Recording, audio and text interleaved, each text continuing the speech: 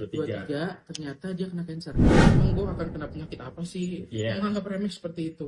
Oke, balik lagi nih ya sama kita nih ya dengan gue Mamet. Gue Dimas. Oke, balik lagi sama kita di Generasi Podcast ya teman-teman ya. Jadi eh, gimana kalau boleh tahu nih kabar lu sekarang? Alhamdulillah kabar gue minggu ini cukup baik ya. Cukup baik ya. Cukup baik, Ini cukup baik. sangat menyenangkan dong buat kita. Lumayan, alhamdulillah menyenangkan bang. Oke, jadi kita kan kemarin udah sempat ngobrol-ngobrol juga Lebih ya. lebih tercerahkan. Tercerahkannya kenapa? Gara-gara obrolan kemarin itu lebih jadi kayak minggu ini jadi lebih tercerahkan. Oke. Berarti Gitu. obrolan kemarin kena banget dong buat lu. Iya, kena lu terlalu apa ya? Terlalu mengena ke gue sih sebenarnya. Jadi kayak akhirnya gue mengerti kayak pentingnya tentang proteksi kesehatan gue juga. Oke. Ya, kayak gitu. Itu akhirnya mulai menyadarkan diri gue ternyata sepenting itu proteksi kesehatan. Kayak Oke, gitu. gitu ya. Berarti kan dari topik kita kemarin kan ya kita kasih gambaran dikit lah ya. Jadi kemarin kita kan udah sempat agak ngebahas dikit lah masalah terkait kegunaan kartu. Kartu ada apa aja sih? Kan tadi ada kartu ATM, kartu Betul, kredit, sama betul, kartu betul. asuransi. Itu yang paling efektif yang mana? Nah, mungkin kalau untuk teman-teman di rumah yang memang dia mau dengerin, itu bisa lah nanti dengerin di episode 1 kita ya. Betul, nggak bisa dengerin di episode 1. Nah, untuk yang sekarang kita mungkin lebih ngebahasnya terkait apa nih obrolan kita nih, mungkin topik Nah, akhirnya yang lagi hot lah. akhirnya setelah gue mengetahui hal itu, mengetahui si pentingnya 3 kartu itu Oke. dan memilih ternyata kartu mana yang lebih berguna untuk proteksi kesehatan, gue akhirnya mencari searching sampai akhirnya gue nemu di TikTok itu tuh ada. Jadi kayak adik gue tuh ngasih tahu, ini ada temen gue nih, kenapa emangnya, gue ngobrol-ngobrol temen dia ngasih tahu, ya ini ada temen gue umurnya di bawah gue 2 tahun, kalau nggak salah di bawah gue 2 tahun, berarti terus adik gue tuh umurnya 25 tahun. Oke. Dia sekarang 20, berarti di bawah 2 tahun tuh berarti 23 ya. 23. 23 ternyata dia kena cancer. Oke. Iya, Berarti masih muda ya? masih muda, 23 tahun dia kena cancer di payudara. Payudara. Dia Oke. kena cancer payudara dan akhirnya dia bikin konten di TikTok. Oke. Iya, dan sempet viral dan adik gue ngasih tahu ini nih, dan adik gue kayak langsung kok ternyata kok mengerikan ini sih, umurnya di bawah gua ternyata dia udah langsung kena si kayak malah kena cancer kayak gitu. Dia malah jadi kayak perlu treatment yang akhirnya dia ngejelasin tuh perlu treatmentnya banyak, ada Oke. kayak gua harus kemo, gua harus operasi dan segala macem. Wah, terus kayak gua mikir sekarang anak-anak umur sekarang kok penyakitnya makin mengerikan nggak? Malah makin aneh-aneh. Makin aneh-aneh. Kalau zaman Iya. kita dulu kayaknya malah kalau sakit kayak nggak ada sakit-sakit yang Iya. kayak begitu ya. Paling cuma batuk, pilek, kalau nggak korengan. Diare, terus abis itu mungkin tipes. Iya, jadi kayak penyakit-penyakit yang alami terjadinya, bukan karena Gue juga nggak tahu, mungkin kayak apa karena gue baru melek dengan hal itu atau kayak atau gimana, akhirnya baru mulai sadar ternyata sepentingnya itu tentang kesehatan ya kayak betul. gitu, dibandingkan kalau dulu kayak orang tuh banyak yang menganggap remeh kayak eh emang emang gue masih muda, emang gue akan kena penyakit apa sih, Iya. menganggap remeh seperti itu. Kayak gitu sih emang rata-rata. Ya gue juga punya lah pemikiran kayak gitu. Pasti nggak cuma dia doang atau nggak mungkin lo doang. Pasti semua orang juga ada berasumsi bahwa ya udahlah paling sakit cuman apa. Cuma tapi ketika kita ngecek penyakitnya itu malah satu itu kita jadi kepikiran. Kadang tuh penyakit itu timbul bukan karena mungkin pola hidup kita juga, tapi karena pikiran kita juga nih. Kalau menurut gue ya. Iya, jadi iya. jadi kayak itu bisa menjadi sugesti sih. Jadi sugesti kayak misalkan lo sakit nih, ada diagnosanya kayak gimana, mungkin badan lo nggak enak atau pusing atau apa. Nah pasti kan kita karena zaman udah canggih, kita kan bisa kan searching dong di Google dong untuk kondisi kayak gini kira-kira akan diagnosa sakit apa ya. Jadi kayak kita tuh menjadi dokter buat diri kita sendiri. Bukannya kita ketika kita mengalami kondisi itu kita ngecek ke dokter yang beneran dokter. Jadi kita langsung malah menanyakan itu ke internet. Iya. Nah dari internet itu kan muncul nih pasti kan dari yang tadi kita info, kita ada diagnosa kayak gini, misalkan perut sakit atau mungkin pusing. Nah kan otomatis dari sistem website di internet dia akan munculkan nih, dan dia munculkannya itu bisa jadi benar bisa jadi enggak. Jadi bisa aja nanti ketika hasilnya udah muncul kita jadi kepikiran apa bener sih gue sakit ini ya karena diagnosa gue yang kayak gini. tapi ini nyerempet sih bener. Itu kan lama-lama kita jadi kepikiran, jadi sugesti ke alam bawah sadar kita kan pasti kan. Dari situ bisa timbul juga malah yang tadinya kita nggak harusnya sakit itu malah bisa jadi sakit itu ada Beneran. kayak gitu. Oke. Kalau menurut gue sih begitu ya. Kalau untuk anak-anak zaman sekarang sih karena sosial media udah bertebaran di mana-mana, internet juga udah di mana-mana, anak zaman sekarang udah melek akan teknologi, mereka gampang untuk mencari informasi.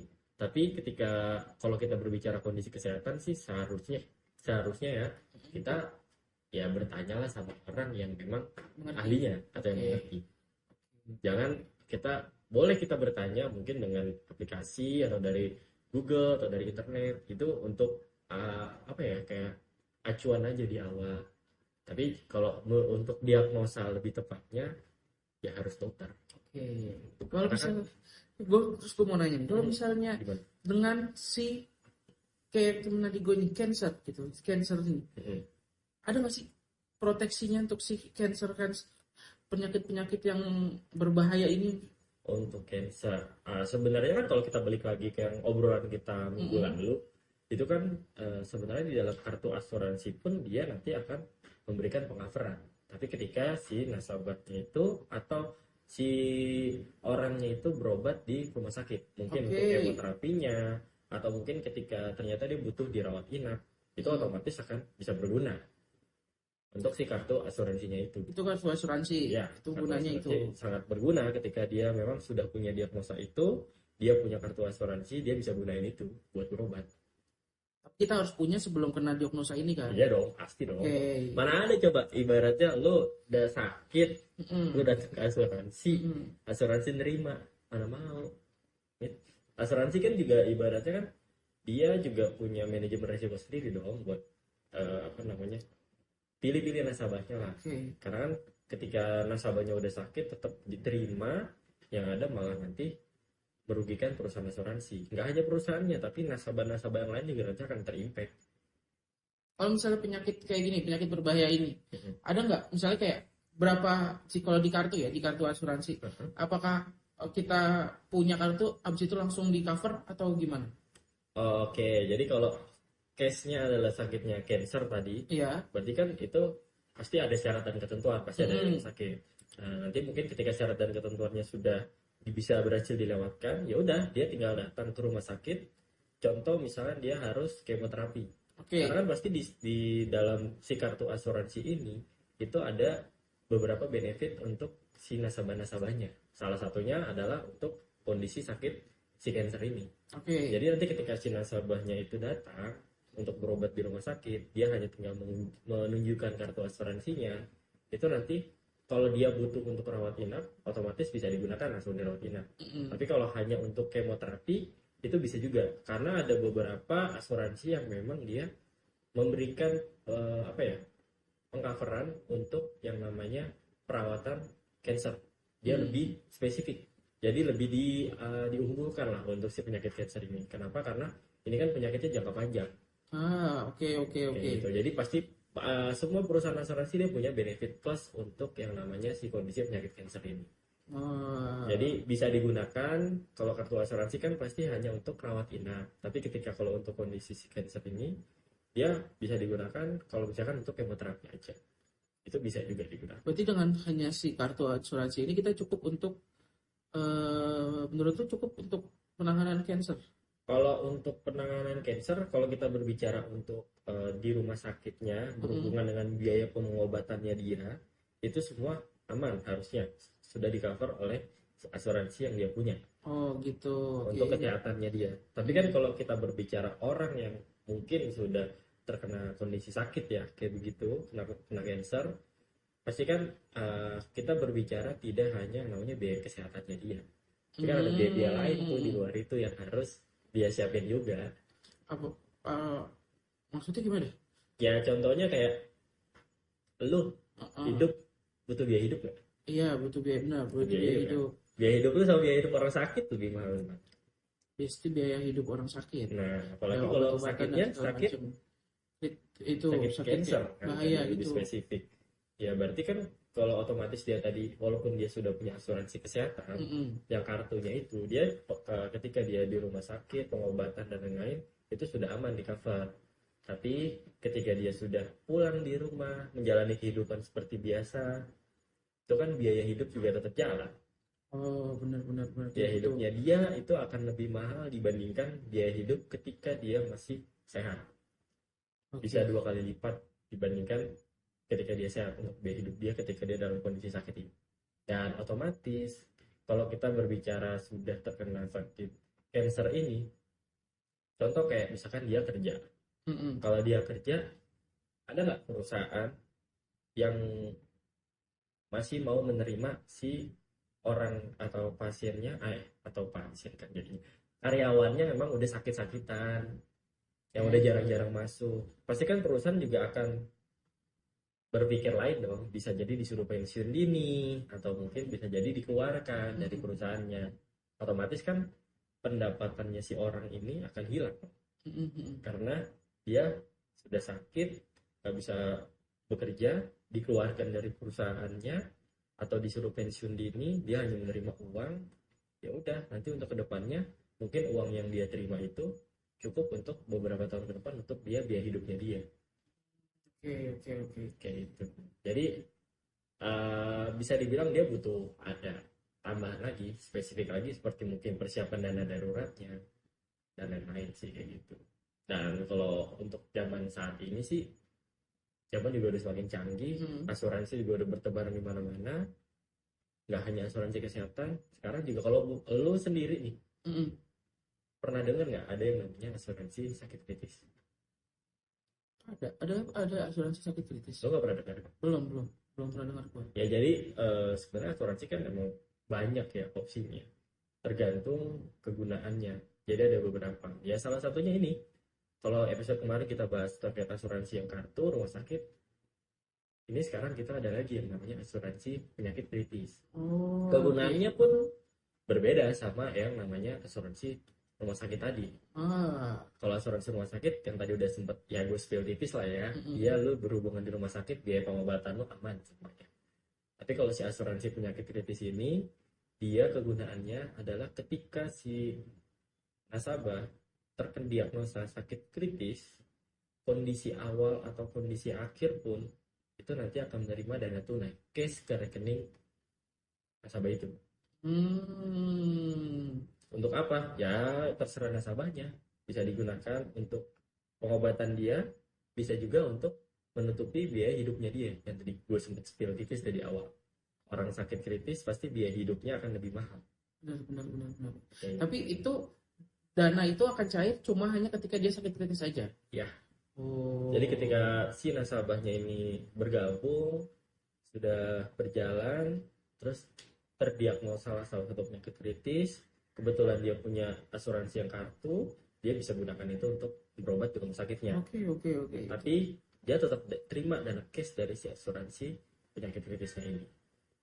Karena ada beberapa orang mungkin di luaran sana yang pernah gue dengar juga dia ada penerima itu. Jadi ketika dia sakit, bukannya dia makin miskin, malah dia makmur. Karena dia punya yang namanya pengakuan sakit kritisnya ini. Dia terima dana cash langsung ke rekeningnya dia. Gue mikir apalagi kalau misalnya ini untuk misalnya gue mikir kayak seorang kepala keluarga gitu. Misalnya terus kayak istri sama anaknya, istrinya anaknya masih sekolah, situ istrinya nggak kerja, terus ketika misalnya bapaknya terkena sakit kritis, terus tiba-tiba bapaknya nggak bisa kerja lagi, gue kebayang kayak gitu kan, bapaknya nggak bisa kerja lagi dan akhirnya kalau misalnya nggak ada dana darurat yang datang kayak gini, kira-kira gue langsung mikir kayak gimana jadinya keluarga itu ya anjir. Yang udah ya, kalau cash kayak begitu ya jual aset pasti. Iya pasti. Asetnya dijual satu-satu. Kalau menurut gue, karena ya banyak pengalaman lah, nggak cuman teman-teman dekat atau mungkin teman jauh atau mungkin artis-artis di Indonesia juga banyak yang kejadian kayak gitu kan. Ketika dia nggak punya pengcoveran, mau nggak mau aset yang udah dia punya semuanya harus dijual satu persatu untuk pengobatan dia atau untuk menutupi biaya hidupnya dia. Karena ketika orang udah kepepet, apapun itu pasti akan dilakuin sama dia sih. Kalau menurut gue sih kayak gitu. Makanya at least kalau lu kan kemarin kita ngebahas, lu lagi cari nih buat exit plan kondisi kalau misalkan harus berobat biar gue nggak keluarin biaya pribadi, itu ada yang namanya asuransi kartu. Nah ini ada lagi nih, update lagi nih, namanya asuransi penyakit kritis. Jadi nanti lu akan terima yang namanya dana tunai langsung ke rekening lu secara cash tuh. Benernya jadi Kayak uang kaget lah jatuhnya ketika lu sakit dapat uang. Akhirnya jatuhnya dua hal ini itu saling bersinambungan. Cuman kegunaannya beda. Ya. Tapi sama-sama penting. Sama-sama penting. Semua walaupun lu udah kena sakit kritis, lu di cover sama asuransi kartu yang kesehatan itu, tapi ketika lu keluar dari rumah sakit, siapa yang nanggung biaya hidup lu? Iya. Kalau bukan diri lu sendiri. Diri lu sendiri udah nggak bisa apa-ngapain. Daripada lu lebih pilih jual aset atau lu terima dana tunai langsung dari si asuransi penyakit kritis. Andalin saudara juga nggak mungkin, ya kan? Andalin saudara nggak mungkin, andalin temen juga nggak mungkin. Andalin orang tua kalau orang tuanya emang masih sehat ataupun juga masih mampu. Ya ibaratnya kayak kalau kita udah dalam kondisi itu kita selalu mengandalkan orang lain. Iya. Tapi kalau ketika kita sudah mempersiapkan itu semua dengan baik dan matang, ya ketika itu terjadi kita nggak perlu mengandalkan diri mereka, kita udah bisa mengandalkan diri kita sendiri. Oh benar-benar, berarti itu emang salah satu pencegahan lah. Iya betul. Pencegahan yang lebih efektif lagi lah untuk kita menjalani kehidupan kita ke depannya. Biar tujuan kita itu bisa tercapai dengan baik dan mulus secara perlahan tanpa ada kendala-kendala, walaupun di pertengahan jalan itu ada kerikil-kerikil yang mengganggu atau mungkin batu kali yang jatuh kayak penyakit kritis gitu, ya kita masih aman. Oke, gua mulai kayaknya gua harus mencari lagi tuh kayak gitu. Ya itu pasti akan menjadi opsi lagi. Kalau kita ngobrolin begini, ngobrolan kita kayak begini, apalagi kita ngomongin terkait perencanaan keuangan, ya pasti otomatis nanti hal-hal ini akan ada lagi nih. Mungkin nanti kita bisa nemu lagi asuransi apa. Tapi kan untuk saat ini kita lebih spesifik karena lu tadi ada angkat isu terkait penyakit cancer kan. Iya gitu. Itu lagi hits banget lah. Bukan lagi hits, maksudnya lagi tiba-tiba gue dikasih info itu dan ternyata viral di TikTok, viral di TikTok kontennya. Banyak case-case kayak gitu lah intinya. Ya mungkin nanti ya kita bisa lah untuk cari-cari orang yang emang bisa menceritakan itu yang lebih detail. Mungkin nanti di next episode kita lah. Itu nanti kita jadi kayak ada gambarannya nih orangnya yang pernah mengalami itu, gimana kondisinya ketika dia mengalami itu. Ya nanti mungkin kita akan coba pikirkan untuk bahas itu kali ya. Boleh nanti kita akan ketemu lagi, siapa tahu emang ada orang yang bisa secara live. Iya, jadi nanti pasti akan perlahan lah gitu. Tapi kalau untuk saat ini ya kita ngobrolnya adalah terkait gimana caranya untuk exit plan dari kondisi tadi. Oke. Gitu. Ya itu salah satunya adalah asuransi penyakit kritis. Gitu. Atau lu pernah nggak denger teori gunung es? Belum. Teori gunung es itu apa lagi? Teori gunung es, yaitu contohnya kayak orang ketika terkena diagnosa sakit kritis, itu contohnya kayak gunung es. Kenapa tuh? Gunung es kan kelihatannya atasnya doang kan, yang di bawah laut biasanya kan ke atas tuh. Nah itu tuh yang namanya si biaya-biaya yang harus dia siapkan untuk pengobatan, rumah sakit, untuk penunjangnya dan lain-lain, untuk pengobatan lah intinya. Tapi lu tahu nggak di bawah airnya itu atau di bawah datarannya itu ke bawah itu masih ada lagi kan gunungnya. Jadi kan kelihatan itu yang atasnya doang, yang bawahnya kan nggak kelihatan. Iya, kita nggak pernah sadar ini seberapa dalamnya, apakah ada es lagi di dalamnya. Betul. Yang di dalamnya itulah namanya biaya hidup. Biaya hidup itu ada apa aja? Cicilan kartu kredit mungkin, cicilan rumah, biaya sekolah, biaya pensiun, uang untuk keluarga, untuk orang tua, kehidupan kita sehari-hari lah. Itu yang ada di bawahnya. Ketika kita sudah sakit, kita fokusnya sama yang atasnya doang.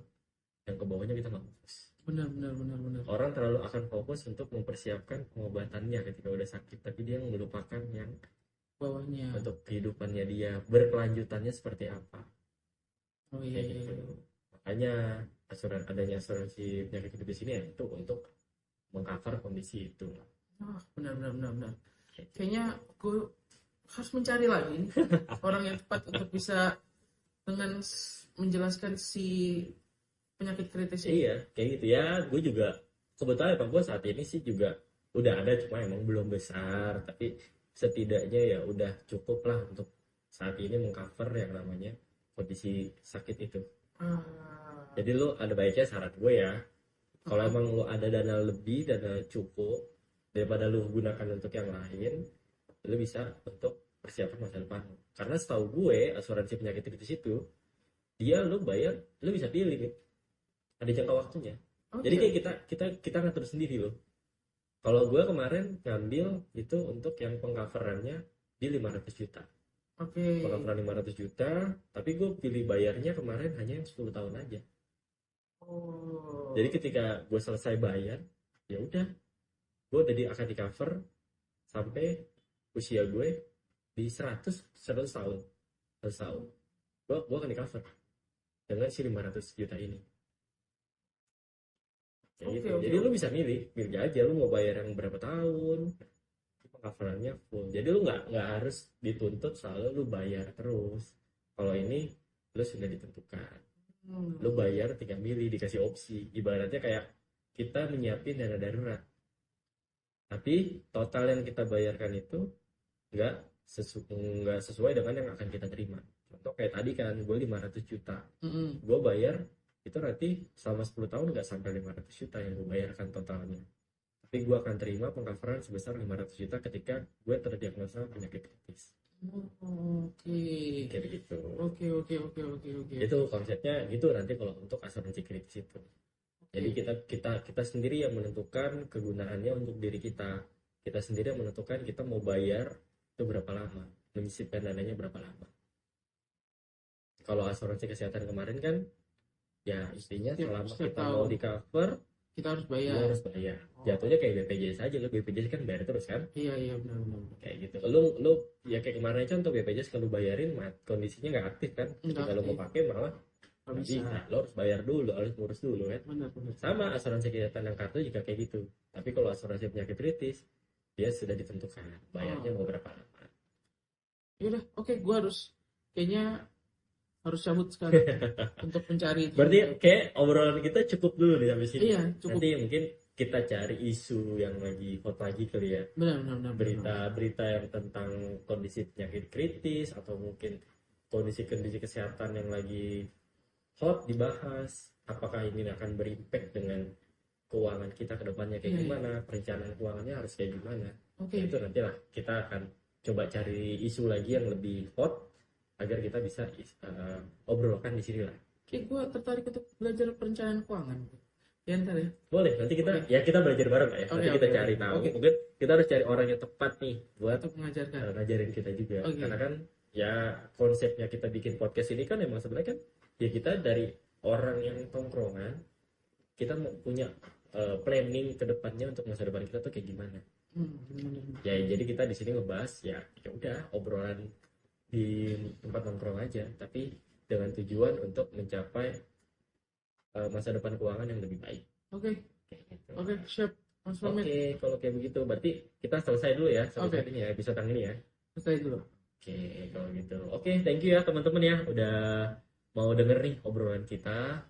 Untuk yang episode kita kedua, kita lebih di sini berarti lebih spesifik untuk menjelaskan terkait kondisi untuk penyakit kritis ya. Dan exit plan-nya ketika kena sakit kritis itu harus kayak gimana? Persiapannya harus kayak gimana? Kayak gitu. Oke, mungkin nanti kita akan bertemu di pertemuan selanjutnya dengan topik-topik yang lebih menarik lagi ya. Amin. Oke. Kalau gitu. Oke, thank you ya. Dadah semuanya.